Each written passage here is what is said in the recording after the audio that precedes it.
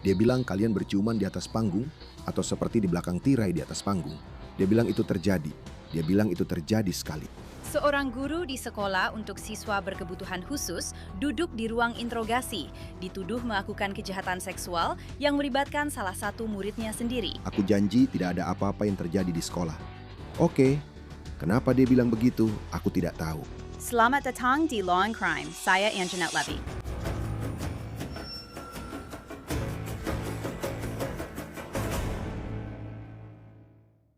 Ryan Cunningham dulunya adalah seorang guru di sekolah untuk siswa berkebutuhan khusus, tapi sekarang itu sudah berubah. Pada Februari 2026, polisi di Montgomery, Ohio, yang merupakan kota pinggiran Cincinnati, menerima laporan bahwa Cunningham pernah menjalin hubungan yang tidak pantas dengan seorang siswa beberapa tahun sebelumnya. Pada tanggal 24 Februari, Cunningham secara sukarela pergi ke kantor polisi untuk menjawab beberapa pertanyaan. Terima kasih sudah datang. Saya menghargainya. Tidak masalah. Saya yakin ini baik untuk dihargai. Saya punya semuanya. Semuanya sudah siap. Ya, jadi kita bisa menyelesaikan ini. Tapi ya, jadi pertama-tama, seperti yang sudah saya bilang di telepon, kamu datang ke sini bukan untuk ditangkap. Oke, kamu tidak ada surat perintah. Kamu bisa keluar lewat pintu itu kapan saja kamu mau. Dan kamu bahkan bisa keluar sekarang juga. Saya tidak akan menghentikanmu, oke? Ya, jadi tidak ada tuduhan terhadapmu. Ini yang disebut sebagai pertemuan sukarela. Pada dasarnya, kita hanya akan mendiskusikan beberapa hal. Setelah itu, kamu bisa pergi. Bahkan jika kamu duduk di sini dan bilang ke saya bahwa kamu menjual 1 kilo kokain dalam perjalanan ke sini, kamu tidak akan ditangkap hari ini. Tidak ada yang kamu katakan hari ini yang akan membuatmu ditangkap, kecuali pembunuhan. Jangan mengaku membunuh saat kita sedang diborgol. Jadi selain itu, singkat cerita, jelas kami menerima informasi bahwa ada sesuatu yang terjadi melibatkan kamu. Oke? Kamu dan beberapa murid. Dan sekarang sepertinya saya akan dihubungi nanti hari ini oleh seorang murid yang saya bahkan tidak tahu siapa orangnya. Dan saya tidak tahu apa yang dia punya. Tapi ada seorang murid, atau mungkin mantan murid saya kira, yang akan muncul hari ini dan membawa banyak hal kepada saya. Saya tidak tahu siapa orang ini. Saya hanya diberitahu bahwa dia akan datang. Jadi mungkin seharusnya saya menunggu untuk wawancara sampai nanti, tapi saya hanya ingin menyelesaikan ini dulu. Ya, benar. Cepat saja, katanya, Skyward Academy. Sudah berapa lama itu ada di sana? Saya tidak tahu. Saya pindah ke sini 8 tahun lalu. Dan itu sudah ada di gedung gereja yang sama selama 8 tahun. Saya tahu itu sudah ada sebelum saya di sini. Kami selalu mengira di sana hanya ada anak kecil. Tidak. Itu untuk SMP dan SMA.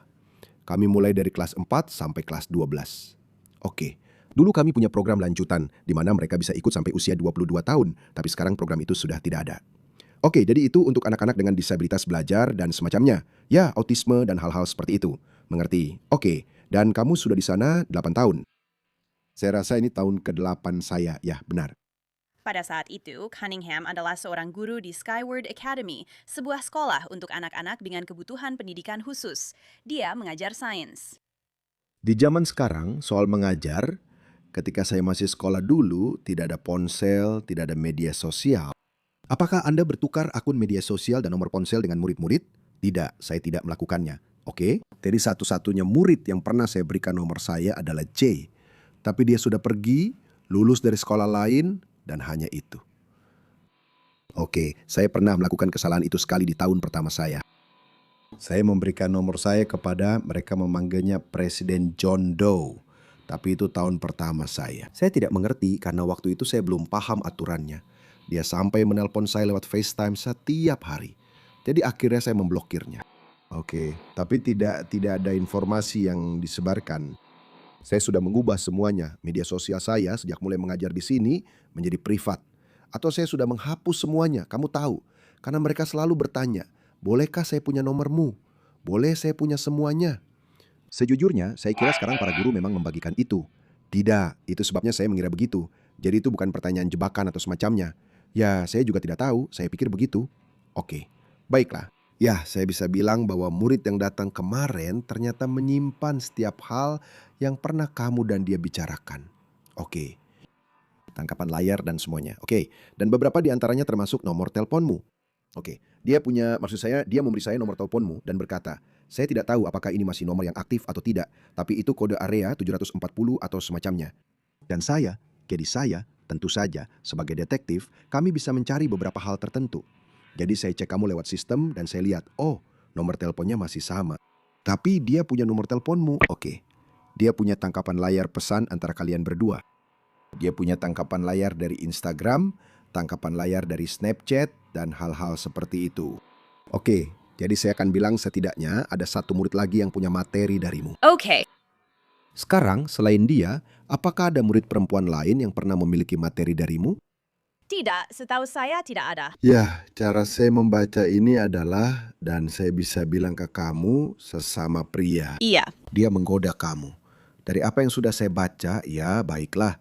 Saya bisa bilang ke kamu, dan saya belum selesai baca semuanya karena dia cerita banyak ke saya.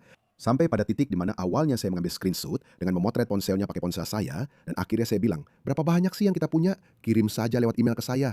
Oke, dan itu karena... Lalu dia langsung kirim banyak sekaligus. Maksud saya, dia kirim satu drive ke saya, intinya begitu. Tapi dari cara saya baca ini semua, menurut saya, dia memang naksir kamu. Oke, dan kamu sebagai pembelaanmu bilang, kita harus tunggu sampai lulus dan semacamnya. Itu odoo.com, garis miring, law and crime. Sekarang detektif tampaknya sedang membangun hubungan dengan Ryan Cunningham. Diskusi pun berlanjut. Jadi ya, maksud saya, kami memang sempat ngobrol. Sekarang setelah Anda menyebutkannya, kami memang ngobrol. Tapi, dan apakah kalian ngobrol di Instagram dan Snapchat? Aku sudah lama nggak pakai Instagram. Mungkin di Instagram, mungkin dia cuma lihat kalau kamu ngelihat story dia atau apalah. Bukan story, tapi lihat postingan dia. Dan ingat, ini kejadian 3 atau 5 tahun yang lalu. Iya. Saya tidak tahu kenapa. Saya tidak tahu apa yang membuat saya masuk ke kantor polisi pada tanggal 23 Februari 2026. Saya tidak punya jawaban untuk itu, karena mereka adalah orang-orang yang sama yang mengikuti saya ke rumah pengasuh saya. Saya langsung bilang, tidak. Ceritakan tentang itu. Setahun yang lalu, mereka datang dan untuk mengatakan mereka. Hari Selasa itu, ada seorang pria, pacarnya. Saya tidak tahu. Oke. Seseorang. Saya kira saya pasti tahu. Tapi mereka mengikuti saya ke rumah pengasuh. Lalu kami pergi ke kantor polisi sebelumnya dan membuat laporan di sana. Dan kemudian mereka tidak mengatakan apa-apa. Mereka juga meminta kamu membuat laporan di sana. Ya, aku penasaran apakah aku masih memilikinya. Karena aku tahu aku sudah mencoba, aku masih punya nomor pria itu, aku datang ke sini pagi berikutnya. Kamu datang ke tempat kami untuk itu? Ya, jadi kejadian ini terjadi pada tanggal 9 April tahun berapa? Tahun lalu. Ya, itu seluruh berkasnya. Jika Anda tidak keberatan, Saya akan melihatnya. Anda bisa memberitahukan saya. Ya. Saya tidak tahu apakah. Oh, Karena saya sudah mencoba mengirimkannya ke petugas di sini, tapi sistemnya tidak mengizinkan pengiriman atau apapun itu. Ada ide kenapa mereka mengikuti kamu? Tidak. Bagaimana kamu tahu mereka mengikuti kamu? Ya, orang itu keluar. Waktu aku mau jemput anakku, orang itu keluar dari mobilnya dan menghadangku. Bilang dia mau menyelesaikannya seperti laki-laki atau apalah. Enggak, tapi iya. Aku sudah melaporkan itu dan polisi bilang masalahnya sudah selesai atau semacamnya. Ya, aku akan menelpon mereka. Apakah ada nomor laporan di sini? Sepertinya ada. Tuduhan dalam kasus ini berasal dari tahun 2021 dan itu muncul dalam percakapan dengan detektif. Apakah kamu pernah mendengar tentang grooming atau hal semacam itu? Aku pernah mendengar kata itu, oke. Jadi grooming pada dasarnya adalah ketika orang dewasa atau guru memanipulasi anak di bawah umur. Dan mereka seperti entahlah mengarahkan mereka ke aktivitas seksual dengan mereka atau sesuatu seperti itu. Yang bagus untukmu adalah grooming baru diatur dalam undang-undang tahun lalu. Grooming belum diatur dalam undang-undang di 2120, 21 dan 2023. Grooming tidak ada. Oke, jadi saya rasa grooming tidak masuk dalam kasus ini. Jadi ada banyak hal dalam pesan teks ini yang saya tidak tahu apakah itu termasuk kejahatan. Saya benar-benar tidak tahu. Tapi ada hal-hal dalam pesan teks ini yang menurut saya, dan kamu mungkin bisa mengakui ini, di mana kamu mungkin sudah sedikit melewati batas. Kamu seharusnya melapor ke guru. Saya setuju. Jadi di beberapa pesan teks ini, dan saya mencetak beberapa, seperti yang saya bilang dia menyimpan semuanya. Dan di pesan-pesan ini ada banyak di mana kamu pada dasarnya menyuruh dia untuk tidak menyimpan pesan-pesan ini. Ya, kamu bilang ke dia seperti, jangan simpan, karena aku yakin ini bisa saja merugikanmu dalam pekerjaan. Ya, Ada apa dengan akun palsu Snapchat palsu itu? Dan dia bilang ke saya, kalau dia mau bicara, maka itu akan jadi cara terbaik untuk melakukannya. apa kamu membuat akun palsu? Iya, Tapi ya, ada satu di sini di mana, maksudku, dia bahkan bilang kalau dia bermimpi tentangku dan hal-hal seperti itu. Yang sekali lagi, itu dia yang ngomong. Itu dia yang melakukan itu.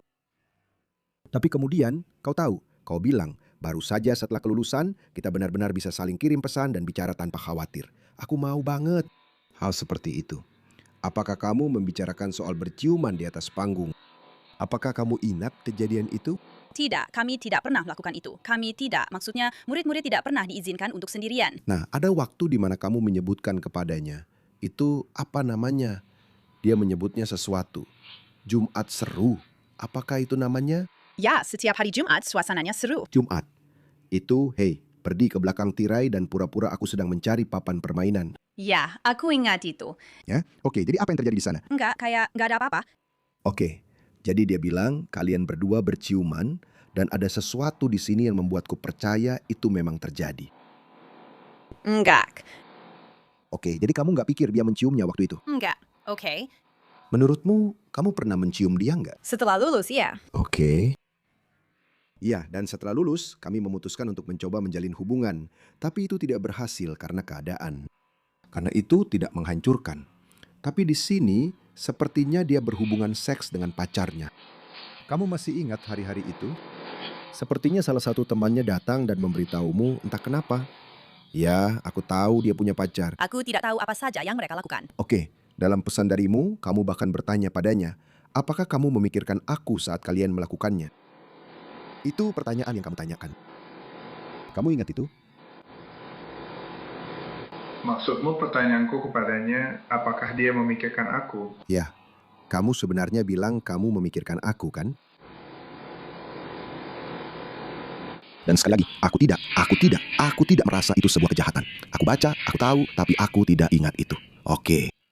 Jadi Ryan Cunningham mengakui pertama kali mencium murid ini setelah kelulusan, dan kedua melakukan percakapan yang sangat tidak pantas dengannya. Detektif tersebut menyatakan bahwa itu bukan sebuah kejahatan. Percakapan pun berlanjut. Dia bilang kalian berciuman di atas panggung, atau seperti di belakang tirai di atas panggung. Dia bilang itu memang terjadi. Dia bilang itu terjadi satu kali. Tidak. Oke? Dan dia juga bilang ada beberapa foto telanjang yang dia kirimkan kepadamu.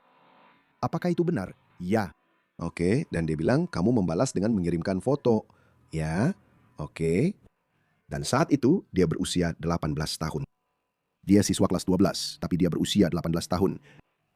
Yang sekali lagi, menurut saya ada celah hukum di mana saya tidak menemukan bahwa seorang guru mengirim pesan kepada murid berusia 18 tahun adalah sebuah kejahatan karena murid tersebut sekarang sudah dewasa. Dan hubungan antara murid dan guru harus melibatkan kontak dan perilaku seksual.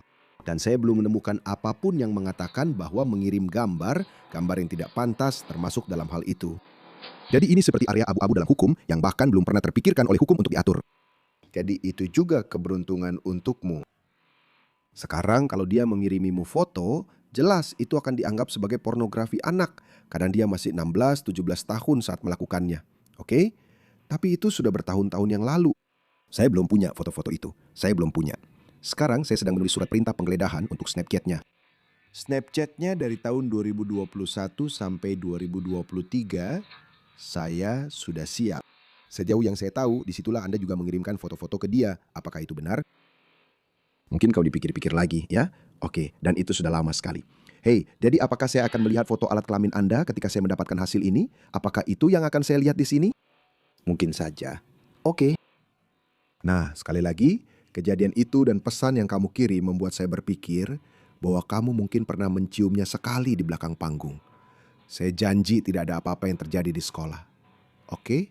Kenapa dia bilang begitu? Saya tidak tahu. Saya tidak tahu kenapa dia membahas semua ini 5 tahun kemudian, kamu tahu. Itu poin yang sangat masuk akal. Itu poin yang sangat masuk akal. Saya tidak tahu. Oke. Jadi, apakah kamu pernah punya hubungan seperti ini dengan murid lain? Tidak. Oke, jadi kamu tahu siapa yang hari ini akan memberikan keterangan kepadaku? Tidak, aku benar-benar tidak tahu. Oke, karena ternyata seperti yang aku bilang, dia bilang oke, dan supaya kamu tahu akan ada cewek lain yang muncul dengan banyak informasi baru, bla bla bla. Aku benar-benar tidak tahu. Oke, jadi tidak ada orang lain? Tidak, tidak. Baiklah, itu tentang apa? Aku tidak tahu, itu yang membuatmu begitu. Dia terus saja menggangguku dan menggangguku. Maksudku, aku tahu aku sudah dewasa dan sebagainya, tapi aku akhirnya menyerah. Itu masa-masa yang sulit di era itu, kau tahu? Seperti dulu kapan ya? 2020, 2021, sampai 2022. Ya, itu memang masa yang sangat sulit dalam hidupku. Tapi itu tetap bukan alasan untuk melakukan apa yang kulakukan. Tapi, apa kamu sudah menikah? Ya. Apa kamu sudah menikah waktu itu? Tidak. Oke. Tidak, kami menunda pernikahan. Kami punya masalah sendiri, seperti dengan kesehatan mental istriku, kesehatan mentalku saat itu, menunda pernikahan, lalu semuanya hancur. Dan kami masih bersama dan sebagainya. Tapi apakah dia tahu tentang semua ini? Tidak, dia tahu. Seperti aku diikuti. Dia tahu ada seorang murid yang terus mencoba seperti itu, tapi hanya itu saja. Oke, jadi dia tidak tahu bagaimana kamu terlibat. Tidak. Oke. Apakah sekolah tahu tentang itu? Tidak, aku sudah terbuka dengan dia. Aku bilang ini sudah jadi masalah sejak lama karena dia terus saja mengganggu dan menggangguku. Sekarang, tapi ketika sekolah membaca hal-hal seperti aku tidak sabar sampai kamu. Ya, mereka tidak akan tahu itu, tapi aku berencana untuk memberitahu mereka. Oke, apa kamu akan memberitahuku tentang foto-fotonya? Ya, aku dan dia akan bicara setelah ini. Oke? Sekarang kami menyensor nama istri Ryan Cunningham. Tidak perlu mengekspos dia di sini. Tapi kamu tahu, ini pasti akan menjadi percakapan yang sulit yang dia rencanakan untuk dilakukan dengan istrinya nanti. Cunningham mengatakan mereka belum menikah pada saat itu, tapi sepertinya mereka sudah bersama. Kita laki-laki, kita bodoh. Saya akan bilang saja kita bodoh. Ya, kita tidak, sial. Saya 48 tahun dan saya jauh lebih pintar sekarang. Tapi mereka bilang otak laki-laki itu belum sepenuhnya terbentuk sampai dia hampir 30 tahun. Kamu bahkan belum 30 tahun saat itu, ya? Jadi, tapi kamu tahu, ada sesuatu di sini. Siapa Rocky ngomong-ngomong? Anjing saya. Oke, itu yang saya pikirkan. Saya tidak bisa memastikan itu anak kecil atau anjing. Saya tebak anjing. Ya, tapi ada. Kamu tahu, dia bilang dia ingin putus pada suatu titik. Dan kamu bilang, kenapa sekarang atau sesuatu seperti itu? Apakah kamu dan istrimu yang sekarang sedang berpisah saat itu? Atau itu hanya waktu yang buruk saja? Itu memang waktu yang buruk. Mengerti? Aku bahkan tidak tahu kalau kami sedang pacaran. Ya, maksudku, bisakah kita tidak bilang kalau dia belum bicara saat wisudanya? Dan hal-hal seperti itu. Tapi yang kulakukan mulai sekarang adalah aku harus menuliskan semua ini. Dan seperti yang kukatakan, aku tidak tahu apakah ada kejahatan di sini. Aku benar-benar tidak tahu. Karena seperti yang kukatakan, grooming baru menjadi undang-undang pada tahun 2025. Tapi itu adalah grooming dan itu kekerasan. Itu bisa kupastikan. Jika kamu melakukan itu hari ini, kamu pasti sudah ditangkap. Iya. Oke? Jadi ketahuilah itu dan jangan tertipu lagi. Iya. Tapi aku tidak tahu. Dan aku tidak berpikir, seperti yang sudah aku bilang, aku tidak berpikir mengirimkan foto, kau tahu, milikmu, ke seseorang yang berumur 18 tahun adalah sebuah kejahatan. Meskipun itu antara guru dan murid. Aku tidak tahu apakah itu sebuah kejahatan. Apakah kamu benar-benar gurunya atau semacamnya? Tidak. Aku bukan. Tidak. Oke, tidak pernah. Tidak pernah. Dia di tim abu-abu. Aku di tim merah. Kalian bahkan belum pernah bertemu seumur hidup. Itu seperti sekolah dengan 35 sampai 50 anak. Jadi kamu tahu setiap anak. Iya. Mengerti, oke. Tapi aku tidak tahu apakah itu kejahatan. Sekarang aku punya firasat kalau Melissa mungkin tidak akan senang. Iya. Menurutmu, kamu akan tetap mempertahankan pekerjaanmu setelah ini? Sepertinya tidak. Tidak. Oke. Sepertinya tidak. Maksudku, Kau tahu aku tidak tahu apa-apa tentang bagian itu. Ryan Cunningham pasti kehilangan pekerjaannya pada hari yang sama saat dia berbicara dengan detektif itu. Sekolah mengeluarkan pernyataan yang sebagian isinya mengatakan Skyward Academy memprioritaskan keselamatan dan kesejahteraan siswanya. Kami mengambil segala langkah yang memungkinkan untuk melindungi siswa kami. Skyward Academy telah bekerja sama sepenuhnya dengan penyelidikan kriminal dan akan terus melakukannya. Dalam wawancara tersebut, detektif kembali membahas insiden yang telah mereka diskusikan yang melibatkan siswa di atas panggung itu. Setiap kali ada tuduhan seperti ini, kami harus menyampaikannya kepada jaksa dan jaksa akan mengatakan tidak ada tindak pidana atau ya ada tindak pidana. Saya akan jujur dengan Anda tentang semuanya. Tidak akan pernah ada saat di mana Anda melihat ke cermin dan ada polisi di belakang Anda, lalu Anda berpikir saya lebih. Ya, itu tidak akan pernah terjadi. Saya akan menghubungi Anda, saya akan menelpon Anda. Nomor Anda tidak akan berubah kan? Anda akan tetap menggunakan nomor yang sama. Maksud saya, kecuali menurutmu aku harus menggantinya. Maksudku, apa dia mengganggumu? Tidak. Oke. Aku selalu diblokir. Setiap saat, aku tidak akan mengubahnya. Jadi itulah kenapa aku coba sedikit mengatur cara mengemudiku. Tidak, aku tidak begitu. Aku tadi mau bilang, kalau aku memang mengubahnya, aku akan menelpon ke sini lalu. Benar, aku tidak bisa menjelaskan kenapa ini terjadi sekarang. Aku tidak tahu. Biasanya, ketika sesuatu seperti ini terjadi dan itu sudah bertahun-tahun kemudian, itu kau tahu, orang tuaku, ayahku, atau kakekku. Dan saat aku berumur sekitar 7 tahun dan itu terjadi. Selama 26 tahun aku tidak pernah mengalami itu. 5 tahun lalu, guru saya yang melakukannya. Aku sendiri belum pernah mengalami hal seperti itu. Jadi ya, aku tidak tahu apa yang memicu semua ini. Tapi sekarang kenyataannya begini. Iya. Jadi, seperti yang sudah aku bilang, aku tidak tahu apa yang akan terjadi padaku nanti hari ini. Kalau itu sesuatu yang penting, akan aku kabari. Baiklah, tapi aku harus mengetik ini dulu. Nanti akan aku presentasikan. Sekali lagi, kalau kamu melihat mobil polisi di kaca spionmu, jangan pikir itu ulahku. Kalau mereka memutuskan ingin menuntut aku, itu urusannya sudah masuk ke kejaksaan. Kalau mereka memutuskan ada sesuatu di sini, aku akan menelponmu dan memberitahumu, "Hey bro," supaya kamu tahu. Mereka bilang, ya, mereka mau menindaklanjuti kasus ini. Sekarang, Itu pasti akan kulakukan. sejujurnya, aku tidak tahu. Aku tidak bisa berpikir, soalnya aku tidak tahu tuduhan pidana apa yang bisa dikenakan karena aku belum menemukan satu pun.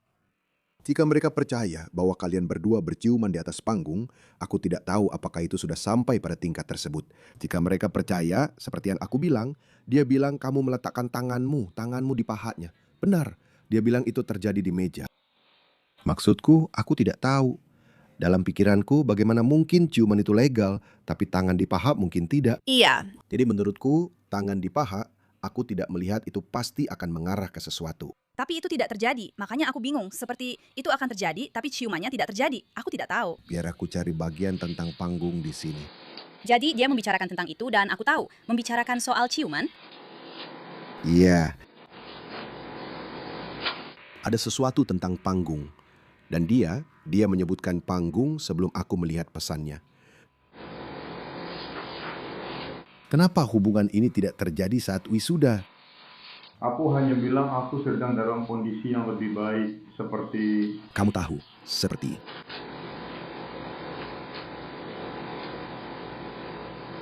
Maksudku bisa dibilang aku sedang berada di masa sulit.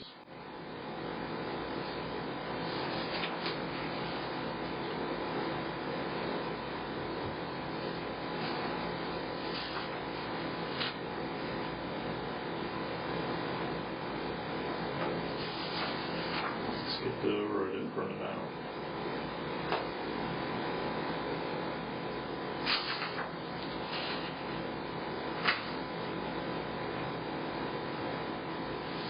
Maksudku ini salah satu contohnya saat kamu bicara tentang berhubungan seks dengannya, tapi kamu tidak pernah benar-benar melakukannya. Meski begitu, dia juga mengatakan hal itu. Seperti kalau dia ingin mengarang kebohongan untuk mencoba menghancurkanmu, dia mungkin akan datang dan berkata, "Kami berhubungan seks." Iya. Maksudku, itu yang akan dia katakan. Dia bilang, kamu tidak pernah melakukannya, yang sejujurnya membuatku terkejut, mengingat semua hal lain yang dia ceritakan padaku. Sejujurnya, aku pikir itu yang akan terjadi. Tapi ternyata tidak. Aku tidak melihat apapun yang sesuai dengan yang kupahami dari ceritamu. Aku juga tidak melihat bagian di mana. Dia membicarakan tentang aljimu dan hal-hal seperti itu. Jadi, seperti yang aku bilang, itu tidak serta-merta meniadakan semua yang baru saja aku katakan. Aku ingin punya gambaran. Apakah kamu punya sebuah pertanyaan untuk Saya.